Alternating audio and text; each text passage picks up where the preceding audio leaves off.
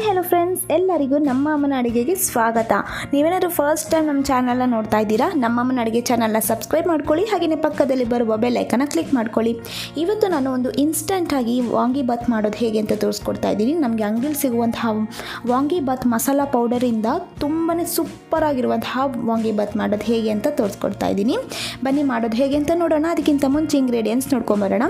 ಇಲ್ಲಿ ನಾನು 1 table spoon ಆಗೋಷ್ಟು ಕಡಲೆ ಬೀಜನ ತೊಗೊಂಡಿದ್ದೀನಿ, ಅರ್ಧ ಟೀ ಸ್ಪೂನ್ ಆಗೋಷ್ಟು ಉದ್ದಿನ ಬೇಳೆ, ಹಾಗೆಯೇ ಅರ್ಧ ಟೀ ಸ್ಪೂನ್ ಆಗೋಷ್ಟು ಕಡಲೆಬೇಳೆ, 3 ಒಣಮೆಣಸಿನಕಾಯಿ, 1 ಟೇಬಲ್ ಸ್ಪೂನ್ ಆಗೋಷ್ಟು ತುಪ್ಪ, 1 ಟೇಬಲ್ ಸ್ಪೂನ್ ಆಗೋಷ್ಟು ಕರಿಬೇವು, ಒಣ ಕೊಬ್ಬರಿ ಬಂದಿಲ್ಲಿ ನಾನು ಅರ್ಧ ಕಪ್ ಆಗೋಷ್ಟು ತೊಗೊಂಡಿದ್ದೀನಿ.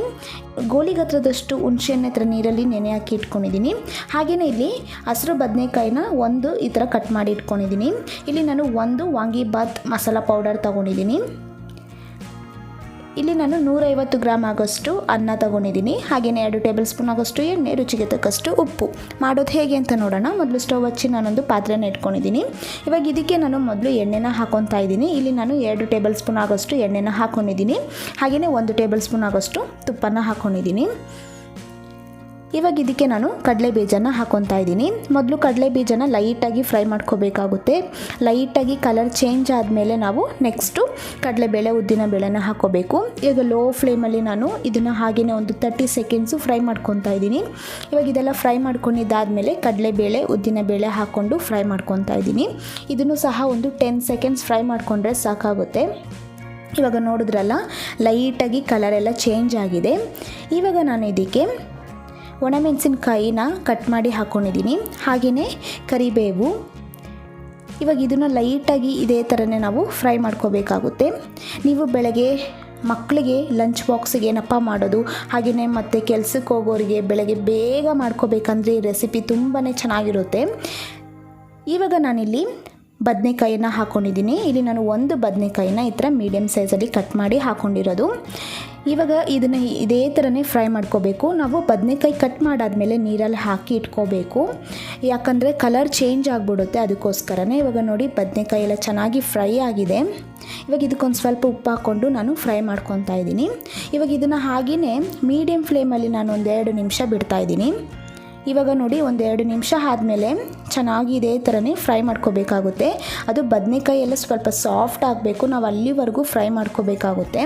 ಇವಾಗ ನೋಡಿ ಬದನೆಕಾಯಿ ಕಲರ್ ಚೇಂಜ್ ಆಗಿದೆ, ಹಾಗೆಯೇ ಲೈಟಾಗಿ ಈ ಥರ ಸಾಫ್ಟ್ ಆಗಿದೆ. ಇವಾಗ ನಾನು ಹುಣಸೆ ನೀರನ್ನು ಹಾಕ್ಕೊತಾ ಇದ್ದೀನಿ.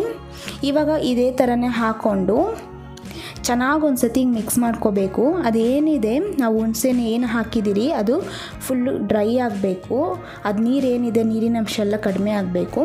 ಹಾಗೆಯೇ ಅದು ಬದನೆಕಾಯಿಗೆ ಅದು ಹುಳಿ ಅಂಶ ಏನಿದೆ ಅದು ಹಿಡಿಬೇಕು, ಆವಾಗ ಚೆನ್ನಾಗಿರುತ್ತೆ ಟೇಸ್ಟು. ಇವಾಗ ನೋಡಿದ್ರಲ್ಲ 1-2 ನಿಮಿಷ ಆದಮೇಲೆ ನಾನಿವಾಗ ವಾಂಗಿಬಾತ್ ಪೌಡರ್ನ ಹಾಕ್ಕೊತಾ ಇದ್ದೀನಿ. ಇಲ್ಲಿ ನಾನು 1 ಪ್ಯಾಕೆಟ್ ಹಾಕ್ಕೊಂಡಿರೋದು. ಇದಕ್ಕೆ 150 ಗ್ರಾಮ್ ಅನ್ನ ಕರೆಕ್ಟಾಗಿರುತ್ತೆ.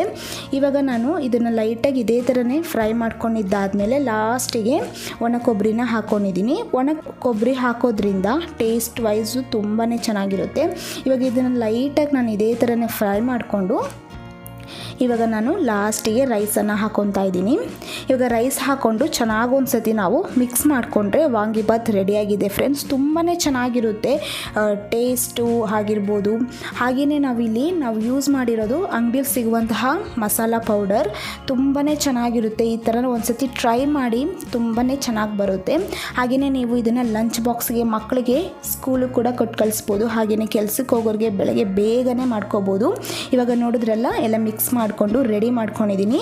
ಇವಾಗ ಸರ್ವಿಂಗ್ ಪ್ಲೇಟಲ್ಲಿ ಸರ್ವ್ ಮಾಡ್ತಾ ಇದ್ದೀನಿ. ನೋಡಿದ್ರಲ್ಲ ಫ್ರೆಂಡ್ಸ್, ಎಷ್ಟು ಬೇಗನೆ ವಾಂಗಿಬಾತ್ ಮಾಡೋದು ಹೇಗೆ ಅಂತ. ತುಂಬಾ ಸೂಪರ್ ಆಗಿರುತ್ತೆ, ಹಾಗೆಯೇ ಸಿಂಪಲ್ ಕೂಡ. ನೀವು ಕೂಡ ಮನೊಂದ್ಸತಿ ಟ್ರೈ ಮಾಡಿ ಹೇಗೆ ಬಂತು ಅಂತ ಕಮೆಂಟ್ ಮಾಡಿ. ಹಾಗೆಯೇ ಮತ್ತಷ್ಟು ಈಸಿ ರೆಸಿಪೀಸ್ಗೆ ನಮ್ಮ ಅಮ್ಮನ ಅಡುಗೆ ಚಾನಲ್ನ ಸಬ್ಸ್ಕ್ರೈಬ್ ಮಾಡ್ಕೊಳ್ಳಿ. ಹಾಗೆಯೇ ಪಕ್ಕದಲ್ಲಿ ಬರುವ ಬೆಲ್ ಐಕನ್ನ ಕ್ಲಿಕ್ ಮಾಡ್ಕೊಳ್ಳಿ. ಈ ವಿಡಿಯೋ ನೋಡಿರುವ ಎಲ್ಲ ವೀಕ್ಷಕರಿಗೂ ಧನ್ಯವಾದಗಳು.